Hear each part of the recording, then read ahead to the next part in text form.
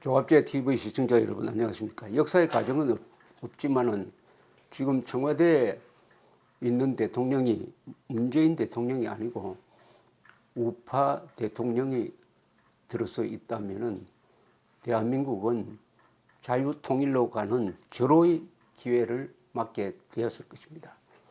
그 우파 대통령은 사들을 수도권에 추가 배치하고 그리고 한미동맹을 강화해가지고 군사적으로 핵 문제를 해결할 경우에는 한국군이 앞장서겠다. 해공군은 미국이 중심이 되지만 육군은 우리가 중심이 되겠다. 그리고 핵 대피 훈련을 매달 한 번씩 함으로써 국민들을 긴장시키고 그리고 무엇보다도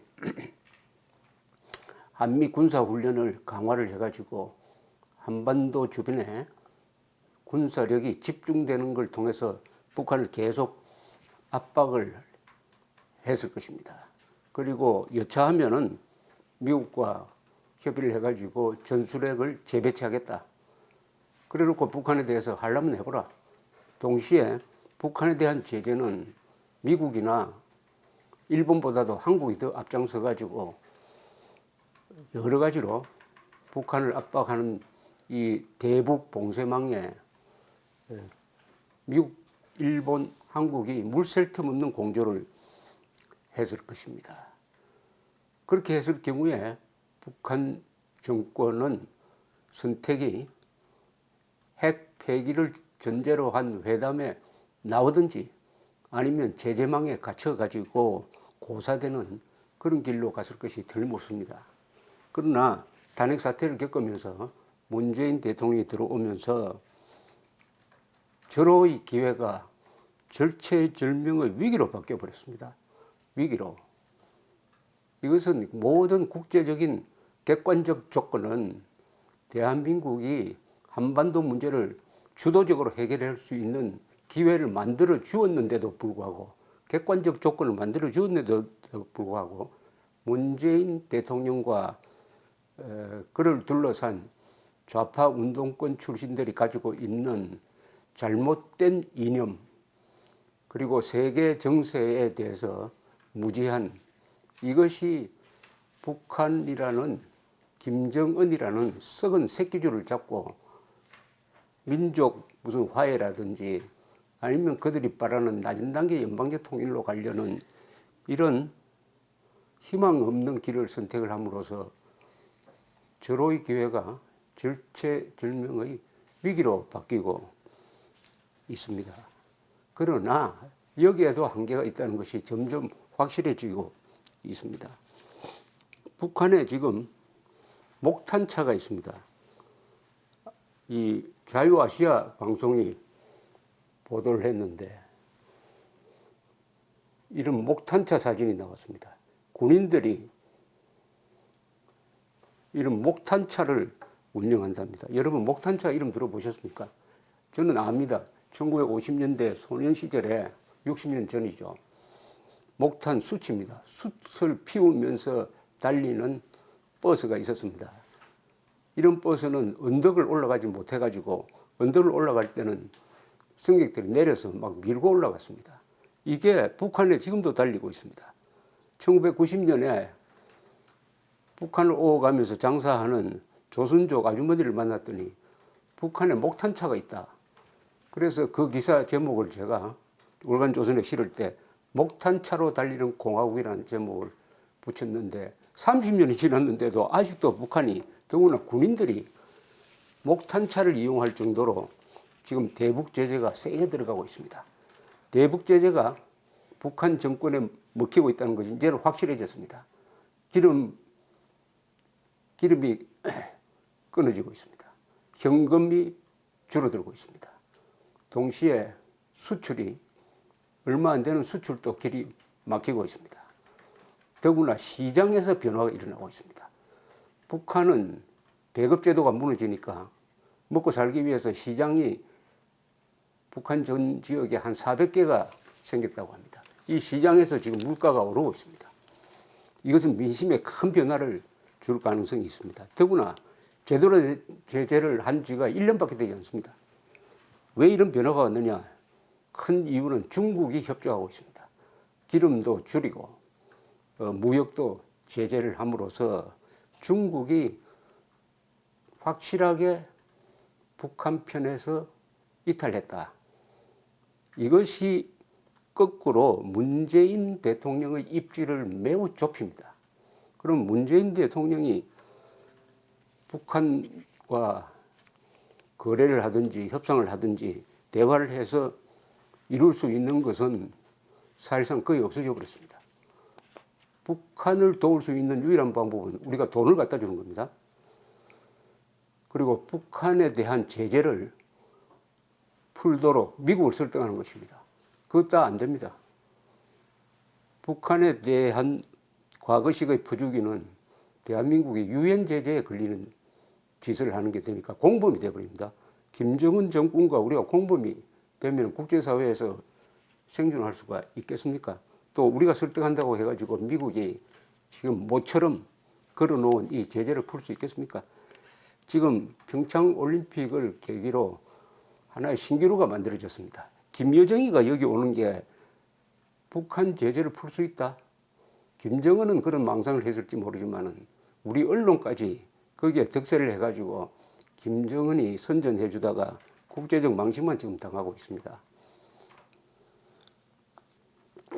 문재인 대통령이 놀 수 있는 운동장은 날로 좁혀지고 있습니다. 그럴 수밖에 없는 것이 북한 문제는 이제 더 이상 북한과 미국의 문제가 아니라 북한과 세계 전체 야만 집단과 문명국가 전체의 대결로 가기 때문에 만약 문재인 정부가 김정은과 협조하기로 한다면은 그것은 공범이 되어버립니다. 공범이 돼가지고 세계를 상대로 싸워야 하는데 무역에 의존해서 먹고 사는 대한민국이 그런 자살적 행동을 할 수가 없는 거죠. 그러니까 김여정이가 문재인 대통령을 평양으로 초청해서 김정은이하고 만나도록 초청장을 냈지만은 문재인 대통령이 그것을 덥석 받지 않고 있습니다. 아니 받을 수가 없는 것이죠. 드디어 현실의 벽에 부딪혔습니다. 현실의 벽. 좌파가 현실의 벽에 부딪혔을 때 어떻게 행동하느냐? 현실에 적응하느냐? 그러면은 최악은 면합니다. 그러나 현실하고 싸우면 어떻게 되느냐? 현실이 무너지든지 자기들이 무너지든지 해야 되겠죠. 그런데 여기서 문재인 정권이 직면하고 있는 현실은 만만한 현실이 아니라 세계입니다. 세계. 그렇다면 문재인 대통령의 입지는 계속 좁아질 것이고 결국 김정은이란 썩은 새끼줄을 가지고 뭐 민족화해라든지 연방제 통일이라든지 국가연합제식 통일이라든지 그 정상으로 올라가는 등산은 불가능하다. 그런 새끼줄을 가지고 계속 가다가는 새끼줄이 떨어져 가지고 사고가 날 수도 있다 하는 상황에 몰리고 있습니다. 특히 미국에서 북한 핵을 평가할 때 요사이 플러스 알파가 있습니다. 북한 핵의 목적은 체제 유지가 아니고 한반도 전체를 적화 통일하는 것이다. 그러니까 남한까지 공산화시키는 것이 북한 핵이다. 이렇게 전략적 평가를 분명히 하고 있다는 것은 거기에 많은 의미가 함축되어 있습니다. 저 핵을 없애야, 북한 핵을 없애야 대한민국의 자유민주주의 체제, 그리고 한미동맹 체제, 그리고 친미국가, 해양문화권에 속한 대한민국을 지켜낼 수 있다. 일석이조다 이거죠. 북한 핵을 없애버리면은 북한 노동당 정권도 무너질 것이고 동시에 대한민국도 구할 수 있다 하는 것이 북핵 해결에 숨어 있는 또 다른 의미인 것입니다. 이런 가운데서 문재인 대통령이 북한이 던진 초청장을 덥석 받지 않고 현실적인 계산을 하면서 미국과 비핵화를 가지고 대화하는 것이 우선이다 라는 태도를 취하고 있는 것은 나름대로 현실적 판단이라고 생각을 합니다. 문제는 문재인 대통령을 둘러싼 이른바 극좌 세력 또는 주사파로 일컬어지는 사람들이 어떤 정책 노선을 추구할 것이냐, 여기에 문재인 대통령이 따라가느냐, 아니면 문재인 대통령이 그런 극좌 노선에 브레이크를 걸 수 있느냐 하는 것이 앞으로 한번 지켜볼 일이라고 판단이 됩니다. 이제 대한민국은 결정적 순간에 왔습니다. 어떻게 보면 두 가지가 같이 있습니다. 하나는 가장 어두운 시기예요. 한국 국내를 들여다보면은 지금 좌파 정권이 하고 있는 대한민국에 대한 총공격, 대한민국이 가지고 있는 핵심적인 가치, 정체성, 정통성에 대한 총공격이 이루어지고 있습니다. 검찰, 언론, 법원이 그 드라이브에 가세를 하고 있습니다. 이걸 보면은 자유민주주의 체제가 과연 지탱될 수 있느냐 하는 불안감이 엄습합니다. 그러나 눈을 들어서 국제정세를 보면은 북한 노동당 정권이 날로 고립되어 가지고 이제 수명이 얼마 안 남았다 하는 것을 또 느낄 수 있습니다. 하나는 낙관적인 전망이고 하나는 비관적인 전망인데, 세계사의 관점에서 본다면은 큰 흐름이 작은 흐름을 결정하는 수가 많습니다. 큰 흐름이라는 것은 1990년대 초에 무너진 국제 공산주의, 그리고 끝까지 붙어 있는 북한 공산주의의 말로가 다가오고 있다. 이것은 아무도 막을 수가 없다. 문제는 북한 노동당 정권이 무너진 다음입니다. 다음에 그것이 자유통일로 갈 것이냐, 아니면 중국의 영향권에 들어가 가지고 한반도가 다시 분단 고착이 될 것이냐, 분단 고착을 넘어서 중국의 영향력이 북한을 뛰어넘어서 한국에까지 미칠 것이냐 하는 이런 어려운 상황에 직면해 있습니다. 북한이 핵을 가졌기 때문에 하나 의미 있었던 게 북한 정권이 중국으로부터 독립된 위치에 있을 수 있었습니다. 그러나 북한 정권이 무너진 다음에는 북한 정권이 직접 중국의 영향력에 편입되었을 때는 한국은 바로 휴전선 넘어 있는 중국 세력과 상대하게 된다. 여기에 대비가 있느냐?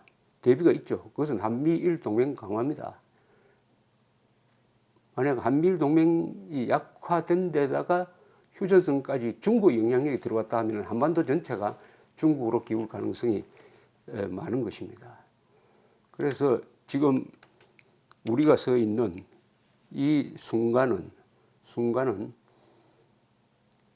가장 어려운 시기면서도 가장 희망찬 시기, 두 개가 같이 공존하고 있다. 그럼 이것은 누가 결정하느냐? 헌법의 1조에 적힌 대로 주권은 국민에게 있습니다.